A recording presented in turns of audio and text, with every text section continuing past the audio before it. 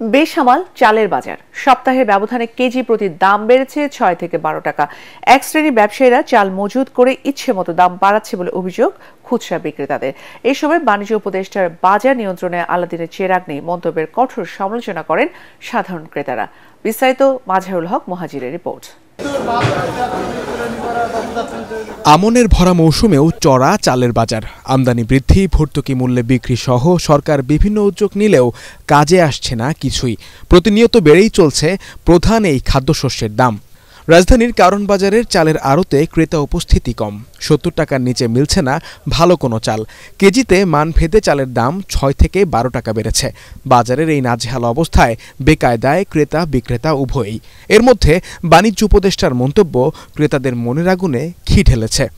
আমরা বাঙালি, আমাদের খাদ্য হলো ভাত। ভাতের উপর যদি চালের উপর যদি এত ইয়ে হয়, মানে দাম বাড়ে, সাধারণ পাবলিক তো বাঁচার মতো না, কারণ বেতন তো বাড়ে নাই। এই সকাল থেকে চাল বেশি 25 কেজি চাল 100 টাকা লাভ হয়েছে, আমার 3000 টাকা প্রতিদিন খরচ। মধ্যবিত্তের জন্য বাড়েন, তারপরে কিছু করার নেই, এর ভিতরে চলতে হবে আর কি, নিতে হবে। এটাও বাড়বে, সিন্ডিকেট না ভাঙা পর্যন্ত।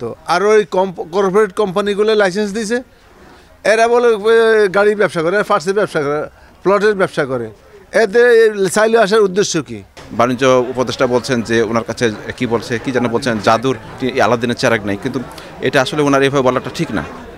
এটা উনি মনে মনে বলবেন যে ওনার হাতে চেরাগ নাই, কিন্তু পাবলিকের সামনে এটা বলা ঠিক না ওনার, কারণ উনি তো দায়িত্বে আছেন, সব কিছু দায়ভার তো ওনার থাকবেই। কাজে এই হচ্ছে মানুষকে বোঝাতে পারেন উনি যে হ্যাঁ আমরা চেষ্টা করছি, এবং সেইভাবে ওনার বলা উচিত। ভাতের সাথে মাছ খাবেন, সেখানেও স্বস্তি নেই। রুই, তেলাপিয়া, পাঙ্গাস কেজিতে বেড়েছে 20 থেকে 30 টাকা করে। যে হিসাবে মাছের দাম আছে, এখন তো মাছের পুরো সিজন, এখন হিসাবে মনে করেন মাছের দাম আরও 50 টাকা কম কেজিতে হওয়া উচিত ছিল, কিন্তু সেই হিসাবে হচ্ছে না। যে মাছের দাম রেগুলার যে জিনিসটা দেখাইতেছে, ওরা বারবার বলতেছে যে সিন্ডিকেট তো ব্যক্তি যে বিজনেস করতে, সেও তো একটা সিন্ডিকেট, তার সিন্ডিকেটটা ভাঙবে কি? নিম্ন মধ্যবিত্তের জন্য আসলেই কষ্টকর হয়ে যাবে। মধ্যবিত্তের জন্য কিছুটা কষ্টকর হয়েই যায়, তারপরও যদি ধরা যায় অ্যাভারেজে, তাহলে আর একটু কম হলে জিনিসটা স্বস্তিদায়ক হতো মানুষের জন্য। শীত বাড়ার সাথে সাথে বাজারে বেড়েছে সবজি সরবরাহ, দামও তুলনামূলক কম।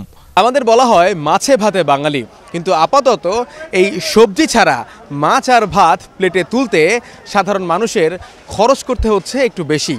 তাই তারা বলছেন সরকারের কাছে আলাদিনের চেরাগ থাকুক বা না থাকুক, আসছে রমজানের মধ্যে এই নিত্যপণ্যের দাম সহনশীল করতে হবে। কেননা অন্য সব সরকারের চেয়েও এই অন্তর্বর্তী সরকারের কাছে তাদের প্রত্যাশাটা একটু বেশি। মাঝারুল হক মুহাজির, ATN বাংলা, ঢাকা।